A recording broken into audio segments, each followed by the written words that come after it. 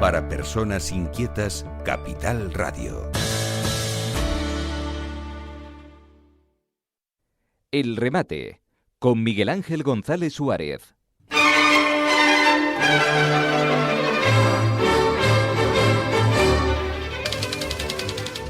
Bueno, cambiamos de tercio y vamos a hablar de un tema importante, de la discapacidad, ya que en España ya el 10% de los habitantes tienen algún tipo de discapacidad. Ya saben que la edad también produce discapacidad en las personas.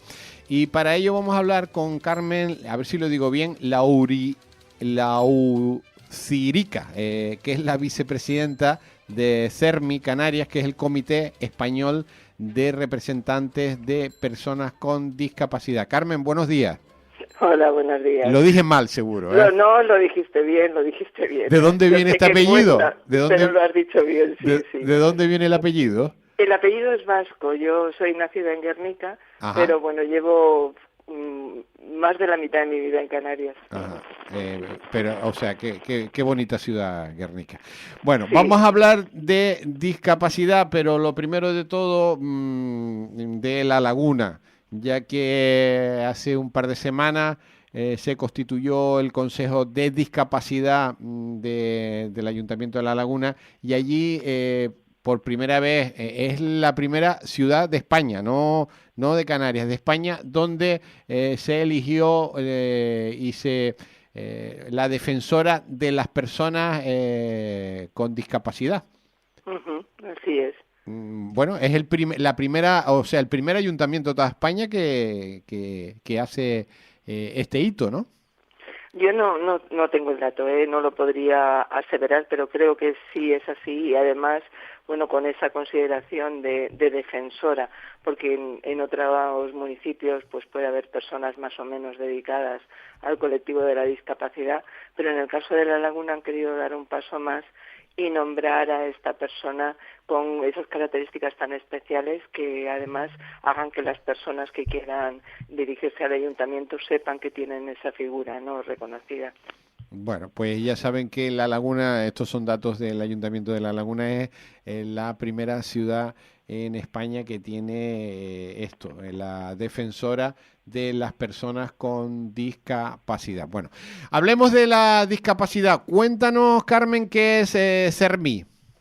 Bueno, CERMI, primero comentar, ¿no? Yo soy presidenta de CERMI Canarias y lo que soy es vicepresidenta del CERMI estatal, ¿no? Uh-huh. El CERMI estatal, que es el Comité Español de Representantes de las Personas con Discapacidad, tiene una estructura federativa. Uh-huh. Y hay en cada una de las comunidades autónomas y Ceuta y Melilla hay representación del CERMI. Entonces, nuestro objetivo principal es el defender las políticas públicas y los derechos de las personas con discapacidad. Ese es el cometido fundamental.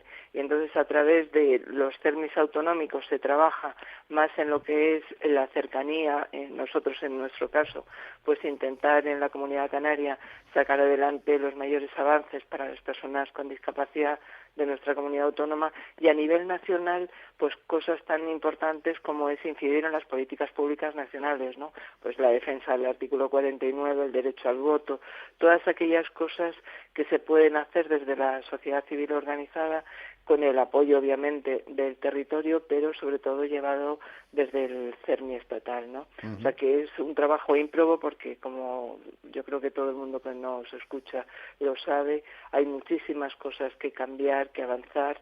Se ha cambiado mucho en los últimos años, pero bueno, las personas con discapacidad quieren avanzar igual de rápido que avanza el resto de la sociedad, ¿no? ¿Cuáles son las cosas que todavía quedan por hacer? Bueno, quedan muchísimas cosas, pero quizá uno y suena mal porque es hablar de dinero, ¿no?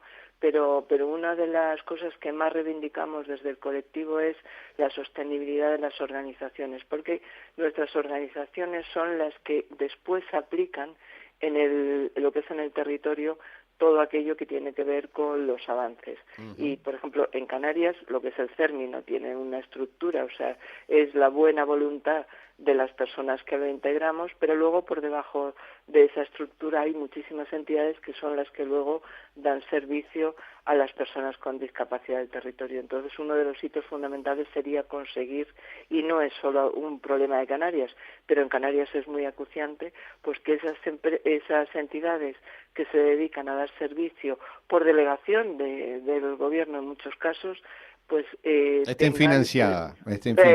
Bien financiadas, sobre todo porque se da la circunstancia de que las entidades actúan por delegación, tienen unos compromisos y unas obligaciones recogidas en convenios, pero luego el dinero que se aporta no suele ser suficiente. Entonces es una de las cosas que pedimos para dedicarnos de verdad a lo que nos queremos dedicar, ¿no? Que es a hablar de derechos y hablar de futuro. De todas maneras, hay que decir que ustedes son unos salvadores, porque imagínense, los políticos yo creo que no se han imaginado el que desaparecieran todos ustedes, todas estas organizaciones, y se tuviera que hacer cargo el Estado. Sería imposible económicamente hacerlo. Más que económicamente, porque una gran parte de la financiación proviene del Estado. Es verdad que hay financiaciones externas, ¿no? Hay muchas empresas que dentro de la responsabilidad social también aportan, ¿no? Pero la realidad es que yo creo que más que económicamente, el problema sería de servicio. O sea, si yo voy a hablar de la entidad que tengo yo más cerca, si en Plena Inclusión Canarias, que es de la que también soy presidenta, se atiende directamente a más de 2.000 personas, si las entidades de Plena Inclusión de repente cerraran las puertas, ¿qué pasaría? Habría 2.000 personas y su entorno familiar con necesidad de apoyo. Multiplícalo por todo el número, ¿no? Bueno, si hablamos de la ONCE en Canarias, ¿no? Con la cantidad de empleados que tiene, que bueno, al final lo gestiona la ONCE, pero el tema del juego es un tema también que viene permitido a nivel nacional. O sea, hay tantas cosas que yo creo que la gente no es consciente de hasta qué punto el mundo de la discapacidad organizada está supliendo tareas que debería de estar haciendo el Estado. Yo a veces he oído a políticos decir que todo debería ser público, y yo, como madre de una persona con autismo, digo, ojalá, y yo me dedicara solamente a defender derechos. Ojalá, porque es que al final del día a día te está comiendo a ti y a cada una de las personas, que somos voluntarias además, una gran parte de las personas que estamos en este movimiento a nivel político, ¿no? Ojalá y me dedicara solo a eso, pero me tengo que dedicar a reclamar y hablar, como estamos hablando ahora, de la necesidad de pagar adecuadamente esos servicios que se prestan en lugar de la administración, ¿no? Bueno, ahí al final da la impresión que uno está mendigando, ¿no? Constantemente. Ese es el concepto que además por encima de todo queremos cambiar, ¿no? Hace muchos años, cuando empezó el movimiento asociativo, parece que era como habitual lo de las rifas por la calle y tal. Nosotros, por lo menos esto ya es muy personal, ¿no? Yo quiero huir de ese modelo, entiendo que hay que hacerlo porque además por supervivencia lo tienen que hacer las entidades, pero no tendría ningún sentido que en la propia administración pública alguno de sus departamentos tuviera que hacer rifas porque la propia administración no le paga lo que está haciendo, ¿no?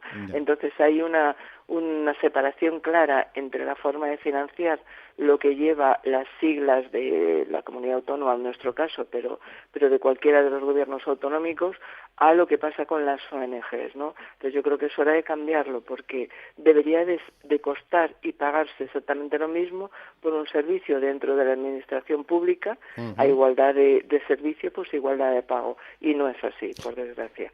Nuestros trabajadores están muy mal pagados porque es el dinero que le llega a las entidades.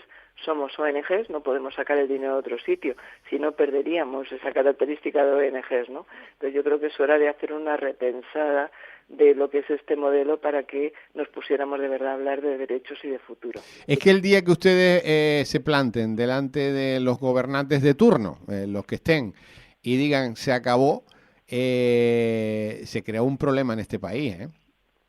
Hombre, es así. Lo que pasa es que una gran parte de las entidades en la discapacidad intelectual, en el movimiento Plena, lo que hay son movimientos de familia y es muy difícil pensar. Pero hablo en cuanto a amagar, ¿no? Bueno, amagamos muchas veces, pero... Sí, amagar para demostrarle que claro, sin el trabajo de miles de asociaciones Claro. en España y también en Canarias, el Estado da lo mismo, el Estado nacional, el Estado autonómico, el Estado municipal, estaría perdido, ¿eh? Esa es la realidad. Lo que pasa es que yo muchas veces en las entrevistas en las que sale este tema, pero no en la radio, sino con el propio gobierno, ¿no? Digo, es que os libráis, y lo digo de verdad porque se lo digo a ellos también, ¿no? Digo, os libráis de que al final lo que hay por detrás es un colectivo muy fuerte, familiar muchas veces, o de las propias personas con discapacidad que están gestionando los recursos, que están muy metidas en eso y no piensan en hacer ese paso adelante que a lo mejor sí lo haría una entidad con ánimo de lucro, que es otro modelo, ¿no? Entonces, claro, eso es lo que yo creo que es una de nuestras debilidades. Creo que también es una fortaleza, porque el no sacar a nuestras personas a la calle también hay que darle el valor que tiene, ¿no? Que estamos siendo muy respetuosas con ellas, ¿no? Pero sí que tienes toda la razón, o sea, eso es como, yo muchas veces lo digo, o sea, se cae una carretera y todo el mundo corre. Ya. Pero ¿qué pasaría, como bien estás diciendo, si de repente hay un crack y cerramos las entidades?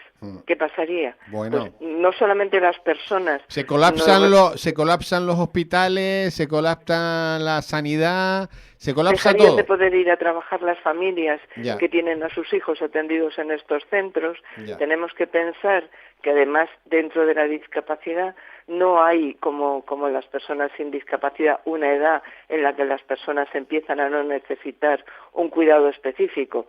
En determinadas discapacidades, a partir de los 18, el sistema sigue adelante. O sea, estas familias podrían tener 50 años y tener que estar en su casa cuidando de sus hijos y dejando su puesto de trabajo. Y al final esto es una cadena, ¿no? Y hablando un poco de lo que tú comentabas, del tema de la mendicidad, el gasto, ¿no? Cómo se nos considera, yo creo que hay otro tema del que la gente no es consciente.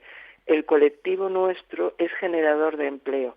Las personas que trabajan, aunque estén mal pagadas, que eso es otra parte de la conversación, son personas que están trabajando, que están aportando, que están pagando sus impuestos como el resto. Las familias pagan sus propios impuestos también. O sea, esto no es una economía de mendicidad y de regalo, es una economía circulante igual que es en el resto del colectivo, ¿no? ¿Cómo está este tema en Canarias? Bueno, en Canarias está muy, muy preocupante porque llevamos muchísimos años, muchos años de estar hablando siempre de lo mismo. O sea, nosotros arrastramos un retraso terrible, sobre todo en el tema de la dependencia. O sea, depende de en qué momento se haga la estadística, o somos los últimos o los penúltimos, considerando que somos lo que más tiempo tenemos a una persona en espera para darle el dictamen de discapacidad o de dependencia, ¿no? El problema de fondo que es que detrás de cada una de estas cifras hay una persona que puede incluso, si es una persona mayor o una persona muy enferma, morirse, porque eso está atestado, ¿no? Sin haber recibido todos aquellos apoyos a los que tiene derecho. Y sobre todo que tenemos que pensar que este reconocimiento es la llave que le abre la puerta del resto de derechos. A ti, si no te han reconocido la dependencia, pues está vetado cada una de las posibilidades que el estado de bienestar tiene. Si tienes discapacidad, pues te pasa igual. Incluso hay niños que llegan a los 6 años sin tener diagnosticada la discapacidad, con lo cual se pierden una gran parte de las ayudas. O sea, esto es... en Canarias hay un mar de fondo importante más allá del tema de financiación, que es yo creo que somos de los peores del Estado, ¿no? O sea, es una situación muy preocupante, me consta que están preocupados por ello, pero yo no sé cómo se podría arreglar, porque al final pasan 4 años, muchas veces hay cambio de gobierno, pasamos un año reestructurando muchas veces, porque es lógico, y se hacen cortos los periodos de 4 años para buscar una solución definitiva, ¿no? Entonces nosotros vamos mal, hay que decirlo, y a esto le tienes que unir, que no tiene que ver directamente con la discapacidad, pero el estado terrible de alarma y que depende de la misma consejería que hay en este momento con los migrantes, ¿no? Entonces, bueno, te puedo contar que esa consejería, que es importantísima, esa consejería en este momento está colapsada porque con los pagos que hay que hacer nosotros calculamos que hay unos 7.500 menores, calculamos que hay el gobierno dice que hay menos, con esos 7.500 menores, con los 24.000 euros que cuesta cada uno, el presupuesto de la consejería, de hecho todavía la partida que viene de Madrid no ha llegado, y la consejería en estos momentos debe a proveedores y a clientes, está bloqueada, aparte de las políticas de esa consejería, que es una consejería muy grande, con muchas áreas, no se está haciendo absolutamente nada. O sea, en este momento el tema de los menores está bloqueando la consejería. Claro, porque al final los recursos que pueda tener la consejería para ampliarlos, que seguramente necesitan ampliarlo y es mucho, lleva un procedimiento, lleva un trámite, ¿no? Pero yo, fíjate, más allá del coste, que estoy segura de que es un problema importante, pienso en el coste humano, ¿no? Sí, pero o sea, Carmen, pero si no hay dinero, claro, no se puede hacer nada, porque esa consejería en estos momentos está gastando todo el presupuesto y más solamente en los menores migrantes, que es un problema gordo. Pero no se está haciendo nada en todo lo demás. Y ahí está discapacidad, ahí están mayores, es enorme esa consejería. Pues está bloqueada totalmente. Hombre, yo llamaría, ¿no?, a una reflexión general, en el sentido de que cuando hablamos de esta consejería estamos hablando del bienestar de la ciudadanía, o sea, porque es la que dentro de todas ellas, la que está dedicada a aquellas personas con mayor necesidad o mayor debilidad. Me da igual si hablamos de migrantes, que ese es un tema sangrante, como personas mayores, como bien indicas, personas con discapacidad. Dentro de ese colectivo de la discapacidad hay algunas con grandísimas necesidades de apoyo para poder sobrevivir en su día a día, ¿no? Date cuenta, Carmen, que es Consejería de Derechos Sociales, de Igualdad, de diversidad y de juventud. O sea, que todo está bloqueado en esa consejería y de hecho hay proveedores, hay clientes de esa consejería que llevan sin cobrar desde principio de año, ¿eh? Yeah. Entonces, ¿qué se va a hacer en la discapacidad? Poco. Bueno, están intentándolo de todas maneras, porque yo siempre intento ser positiva, ¿no? Pero hay realidades que pueden contigo, como puede ser esta situación, ¿no? Pero por otro lado hay partes de la consejería que siguen trabajando. El problema es que, como comentaba yo antes, llevamos un atraso de muchísimos años y por muy buena voluntad que quieran poner las personas que en ese momento estén, si luego se ven bloqueados por temas como el que estamos hablando, ¿no?, pues es mucho más difícil salir adelante de todo eso que te para el día a día, ¿no? Entonces yo realmente poco puedo hacer desde aquí sino animar y sobre todo pedir al resto del gobierno de Canarias. A mí me consta que el presidente está muy preocupado, ¿no? Pero hay más consejerías que están implicadas de alguna manera con lo que pasa dentro de derechos sociales, porque uno de los problemas que es muy generalizado, que hay es la discapacidad de derechos sociales. No, la discapacidad es transversal, porque lo que hay en discapacidad son ciudadanos y a esos ciudadanos les afecta cada una de las decisiones que se tomen en cada una de las consejerías por supuesto. del gobierno. En el caso de los menores hay una parte que sí que es de esta consejería, pero ante un drama como el que hay, ya no estamos hablando de niños, estamos hablando de niños entre los cuales además habrá distintas características, ¿no? Yo creo que esto tiene que ser un impulso total del gobierno de Canarias. No podemos dejarlo en una consejería que por nombre lo tiene adjudicado, ¿no? Yo creo que cuando pasa algo importante debemos de unirnos todos, ¿no? Bueno, Carmen, agradecerte el que hayas estado un ratito con nosotros. Carmen es la vicepresidenta nacional del Comité Español de Representantes de Personas con Discapacidad y la presidenta en Canarias. Y bueno, hemos tenido el gusto y el placer de conocerte a través del nombramiento de la defensora de la discapacidad en el Ayuntamiento de La Laguna, que es, según nos cuentan ellos, el primer municipio de España donde hay una defensora o defensor de las personas con discapacidad, ¿no? O sea que enhorabuena, a ver si el ejemplo cunde y se empieza a instalar en los demás municipios. Eso espero. Los ejemplos buenos siempre es más fácil, además, replicarlos, ¿no?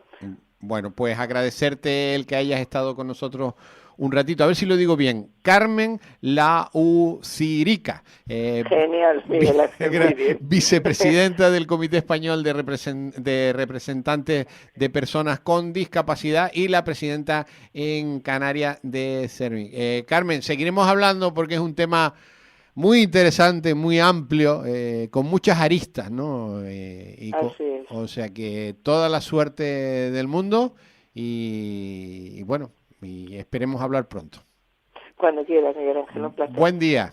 Igualmente. El remate con Miguel Ángel González Suárez. Capital Radio.